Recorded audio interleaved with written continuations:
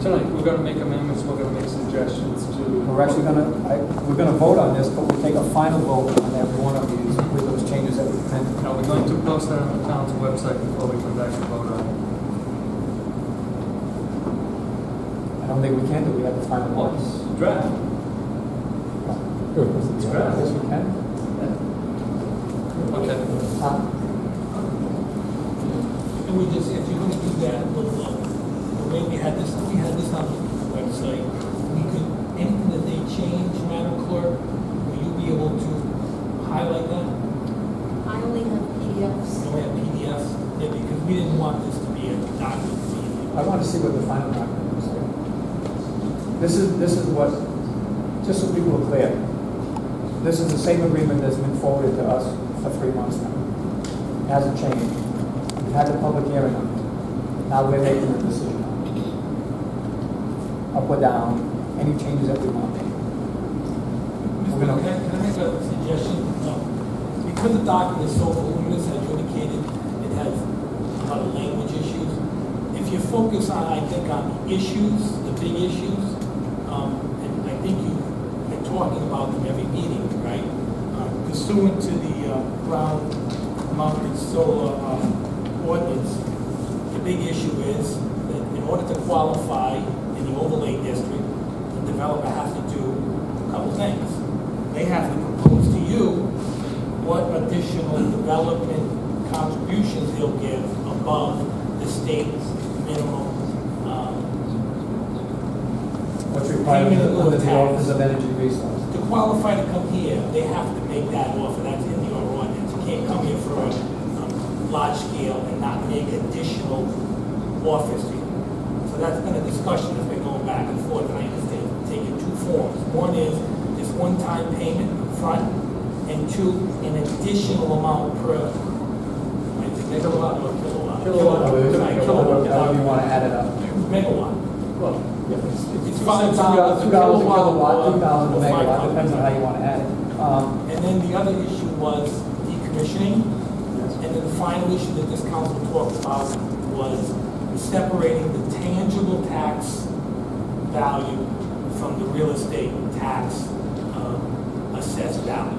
Those were the issues that have been talked about this council at the public hearing. I think you focus on those issues and maybe have a discussion with the developer. I think that that's where this council was. If you're not there, that's not the way you want to approach it. If you want to approach it by looking at language, my thought is, myself and Mr. Cassini can take care of the language issues if the issues are resolved. And I don't want to force you to do it that way, but however you want to deal with it. Basically, tax stabilization agreement is, you'll be there all the whereas that tax stabilization is based on the Office of Energy Resources applied to us, and then there's payment in terms, additional tax payments. And that's the key part of the overlay district. Like, here's a perfect example, Mr. I don't like the idea that it's an additional tax payment. I think it's an additional contribution. We don't want to call it a tax payment, just because we don't want to run afoul of any kind of issue that we're taxing them. We've heard the argument that you can't tax them more than state law. I know, but our ordinance says you have to give us something more than the tax in the state law, otherwise you can't have a large-scale development like this. And that's perfect. So just call it an additional payment then? I didn't just take the word tax out. Right, so let's not get caught up in the tax, what it is. We'll make sure that language is clear. It's clearly the developer's offering you a $2 kilowatt or a 2,000 megawatt. Right? That's one issue. That's why I'm saying, if you want to get caught up in the language, we can do that. But I'd like the board to consider focusing on the issues, large pointed issues, and maybe if you can't resolve them, then the details will matter. If you can, then the details, you could direct me to draft those details. Work with Mr. Cassini, we can get those details to you, and you can look at those in detail form. That would be my thought. Can I make the assumption that we're all in agreement that GDIM 1 and 1 through 9 are all identical, other than in-plate numbers?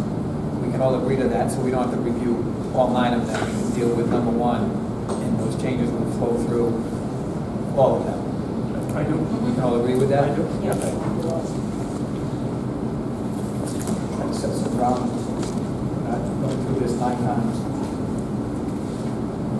So in the first one, on page 1, GDIM 1 LLC, it states the tax stabilization, payment in terms. It's a 10-year term because of our town's own laws limit us to a 10-year agreement. If you read on the next page, there's actually, the town has the option to extend it for 10 years. It's at our option. There's an additional payment, which is $2 per kilowatt on the nameplate capacity.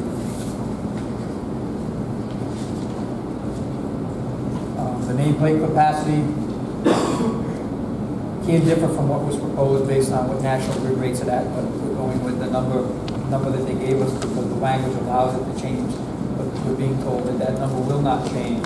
That's what the number is going to be.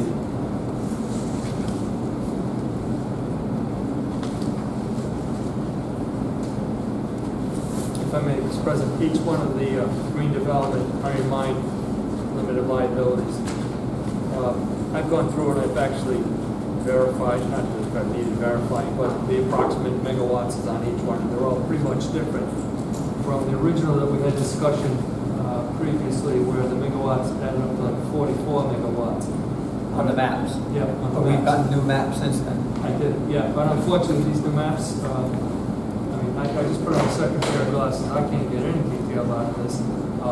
Again, they're not, I just want, for the record, I want this in the record, they're not stamped and signed by a state registered land surveyor or engineer.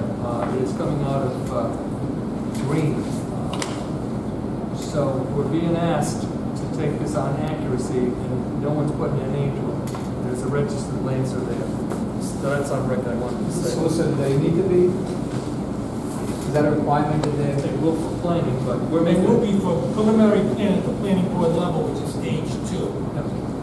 After it be exhausted, goes back to the planning board. The maps, obviously, then you're getting into a preliminary plan level of engineering design. They only have master plan vested if they have master plan vested. In order to get back to the planning board, they need approval of the tax stabilization agreement and the development agreement to get back. Those are conditions to get back to the planning board to continue the process. That's correct. At which time those drawings will be stamped. Or they will need to be Well, stamped. they won't be accepted. Okay. But I think, Mr. President, the real issue was pointed out at the public hearing and by Councilman, the Vice President, that there was just a discrepancy between the tax stabilization plans, the text of your tax stabilization plan and the maps, the megawatts on each map. There was a difference in the nameplate capacity to the maps, and they've issued new maps that have the correct, they have the correct, they do match up now. So you say the issue match up. maps, Which is what I said. they do match? Well, the Yeah, verbiage matches with your, yeah. We're gonna go by what's in the agreement. Verbiage. If you put on 3 pairs of glasses, you'll see. Because I had to. It was tough. I said the same thing. Can they make it any smaller? But they do match up. The maps do match up now with what they have. Well, in section 11 of what they have for Well, project I can separation. tell you that I can't see that on the new ones that we're looking at tonight, October 21st. I'm just gonna assume that the agreement, tax stabilization agreement is fine. It does add up to 38 point something Yep. megawatts, okay. But the previous map did not, and I cannot make heads and tails out of this micro file there.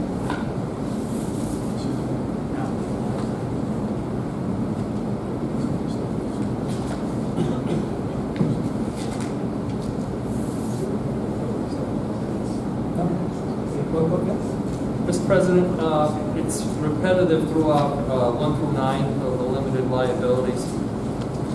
If you look at page 2, and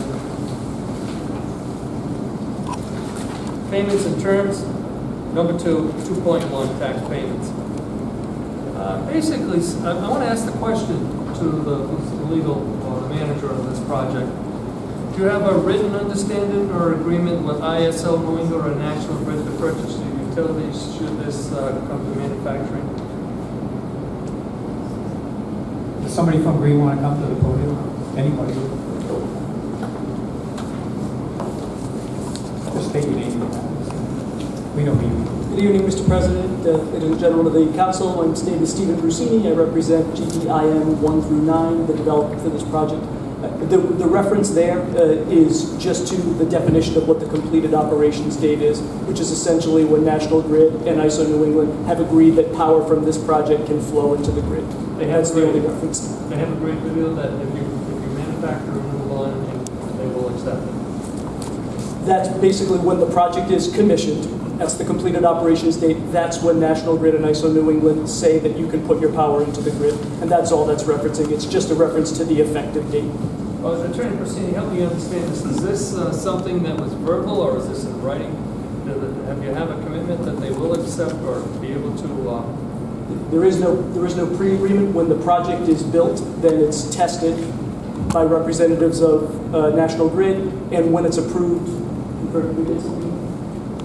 I'm told there is something that comes in writing. A real far stretch. So a project gets developed and for some bizarre reason ISO or Grid New England says no, we're not going to accept it. Could that, that's a scenario. It's really far-fetched. I'm not a technical person to be able to answer that. I would tell you it's not a discretionary thing whether they want to accept it or not. It's simply a test. The whole project is designed to make sure that it's compatible with the grid, and it's then testing, allowing energy to flow in, making sure there are no problems, and then verifying. So I guess it's theoretically possible, but I would say extremely unlikely. Thank you. You're welcome.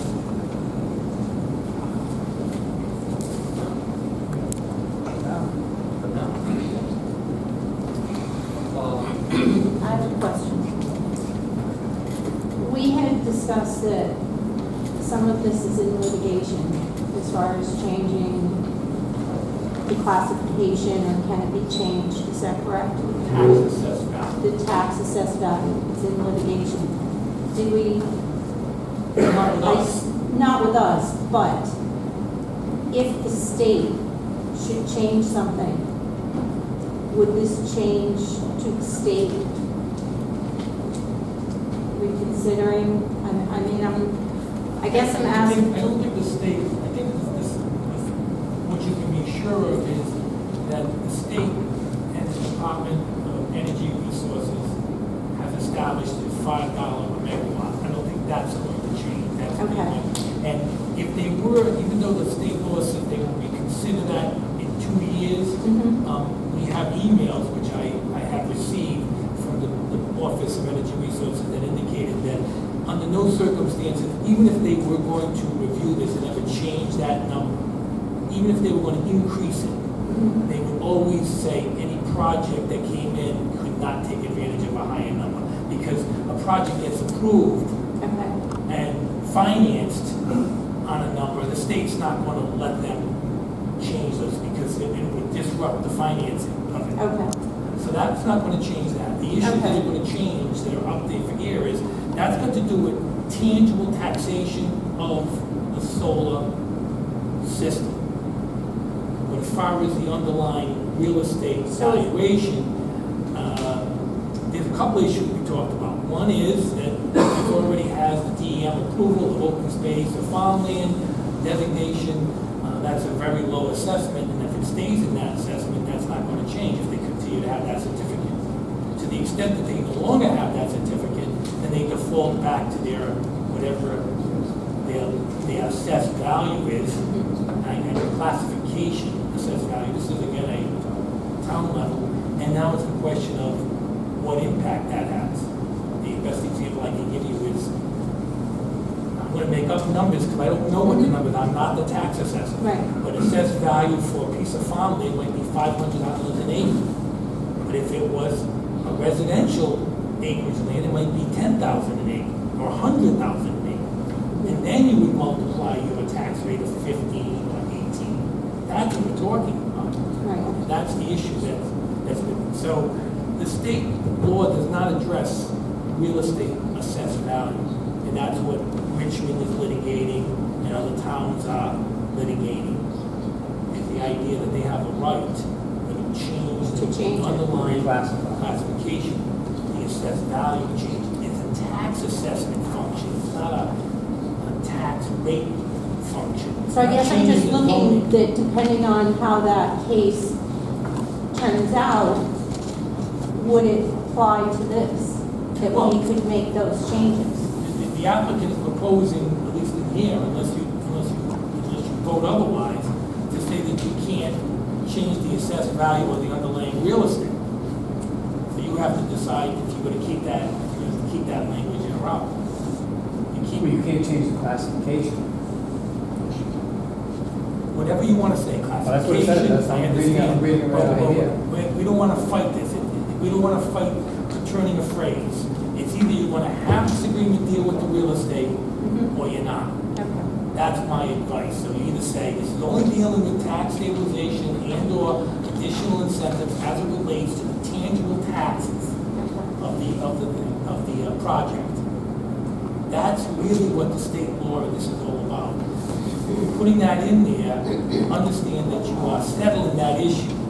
If you don't want to settle that issue, then you don't want to put it in. Okay. Or you want to specifically indicate that it's excluded, or will default to whatever the town right has, whatever rights the town has to change the assessed value of the real estate. I know this ain't classification, but we talked about tax rate. You could argue classification is changing the zone. We're not talking about that. We're talking about assessed value. They're gonna, if you leave it to that language like that, they're gonna argue that's what we meant. You can't change the assessed value. That's why they're fighting with Richmond. You need to be clear on that issue. I don't care how you decide it, but you need to be clear on that issue.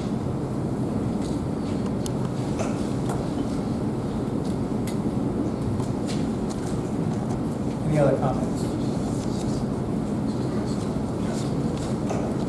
I think that's what the president, the administrator just reminded me, I think the president had said that you had suggested at some point to put language that the assessed value is always going to be consistent with whatever the state law allows the town to do.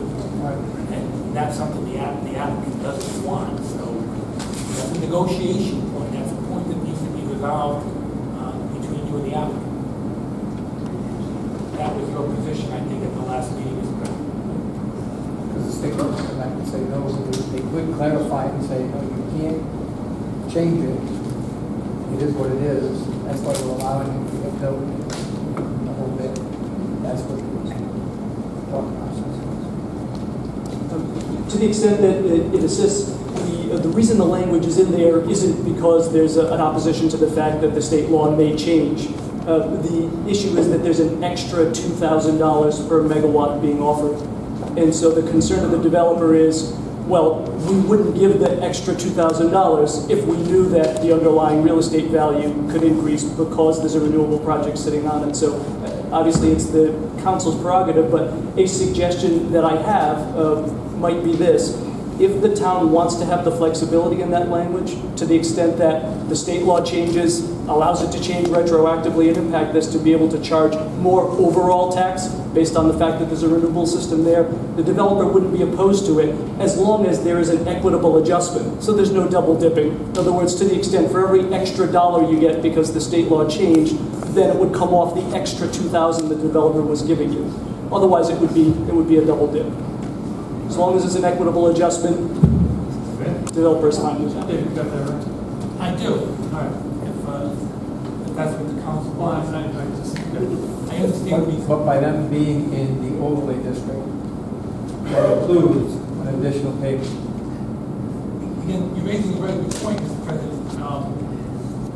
There's two separate issues here, right? One issue is that the developer wants to have an equitable adjustment for the increased incentive that he's paying you in addition to the $5 a kilowatt or 5,000 megawatt, right, the 2,000. But in this particular case, a large-scale project like this is not entitled to be here unless they are offering you some additional incentives above what the state minimum is. So those are the three pieces. Because they're in the That's overlay, the because they're in the overlay district. Like that's because otherwise, this isn't a regular solar project where they're not required to do anything more than state law. This is a solar project. They have to do something was, and that's the way you passed this overlay.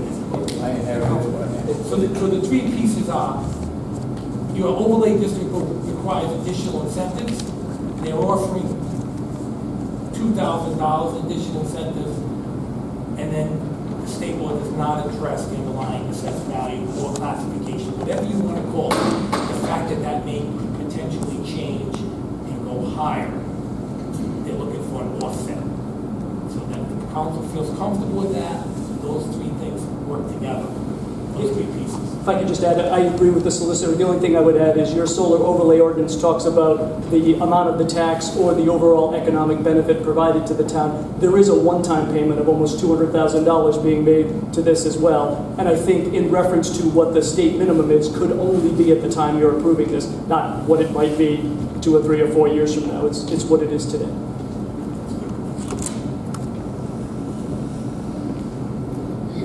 So summation for me, if you will, because I don't multitask too well, pushing buttons and stuff. So basically, if the state comes down with a new understanding, the town, what would be most advantageous to us? We would not double dip, as you use that term. So there'd be, instead of 7,000 per kilowatt, I'm making these numbers up, it might drop down to 6,500 per kilowatt, but the town could make up in excess of 7 per kilowatt based on the evaluation of the properties. Is that correct? Correct. If the state statute changed to allow you to collect another $1 in tax, then the dollar would come off the extra $2,000 that the developers offer. And I think that's fair. The other thing, you were discussing the additional in services that you would provide